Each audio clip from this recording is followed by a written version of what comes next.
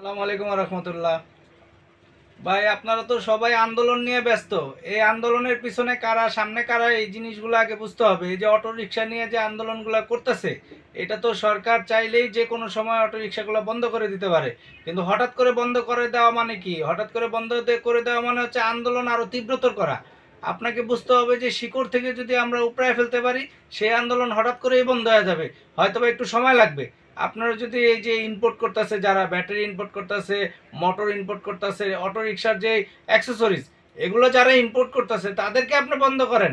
আপনি যদি ওইগুলা বন্ধ না করে আপনি ওই দিক দিয়ে বিক্রি করার জন্য ইম্পোর্ট করতেছেন লাভের জন্য ব্যবসায়ীদেরকে, আর এদিক দিয়ে অটো রিক্সা বন্ধ করবেন, তো ওরাও তো 1 লাখ 1.5 লাখ টাকা দিয়ে একটা অটো রিক্সা বানায়।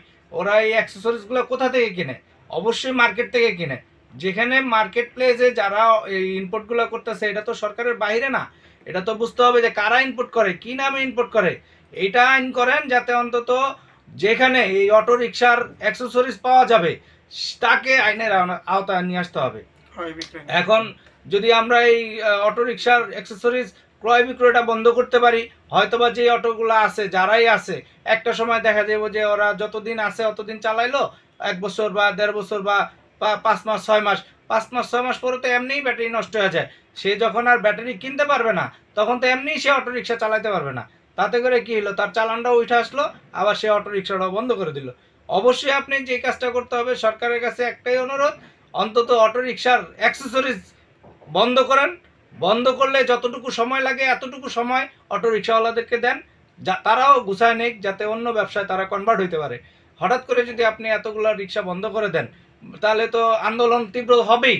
আপনারা আমি এটা বুঝতেছি না যে মানুষও বুঝতেছে না যে আপনারা কি আন্দোলন চান না আন্দোলনের বিপক্ষে। আপনারা আপনারা যদি আন্দোলনের বিপক্ষে থাকেন, অবশ্যই সেটাকে কিভাবে আন্দোলন না হয় সেই দিকটা আপনাকে খেয়াল রাখতে হবে।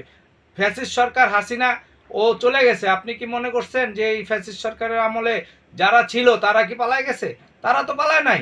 এখনো ফ্যাসিস্ট সরকার যে টাকা ইনকাম করছে, ওই টাকা দিয়ে আরো 5 বছর 10 বছর সে আন্দোলন চালায় রাখতে পারবে। এই একটু ইস্যু দিয়ে আপনাকে বিতর্কিত করার জন্য এই সমস্ত আন্দোলনগুলা তারা চালায় যাবেই সব সময়। একটু অটো রিক্সা, আজকে দেখবেন অটো রিক্সা, কালকে দেখবেন ইলিশ মাছ ধরা নিয়ে, পরশুদিন দেখবেন যে অটো সাইকেল নিয়ে, মানে বিভিন্ন সময় বিভিন্ন ইস্যু দিয়ে এই ফ্যাসিস্ট সরকার যে সরকার ছিল, ভোটচোর সরকার শেখ হাসিনা, ওই সরকার সবসময় এই আন্দোলনগুলারে চালায় রাখবেই। ওর কাজই হচ্ছে যে আন্দোলন চালায় রাখো, কোনো সরকার যাতে এসে টিকতে না পারে। তো আমি অনুরোধ করব, আমাদের যে অন্তর্বর্তীকালীন সরকার, ডক্টর ইউনূস সাহেব, উনি ভালোভাবেই সে জিনিস দেশটাকে সংস্কার করার জন্য চেষ্টা করতেছে। এটার সাথে আমরাও একমত, বা আমরাও এটাকে দেশ সংস্কারের জন্য আমরাও এটার সাহায্য সহযোগিতা যত ধরনের লাগে আমরা করব। তো আমি বলবো একটাই কথা, হঠাৎ করে কোনো কিছু বন্ধ করেন না। কারণ বাংলাদেশ এত ধনীশীল দেশ না, বা বাংলাদেশের মানুষ এত ধনী না। এখানে গরিবের সংখ্যা অনেক বেশি।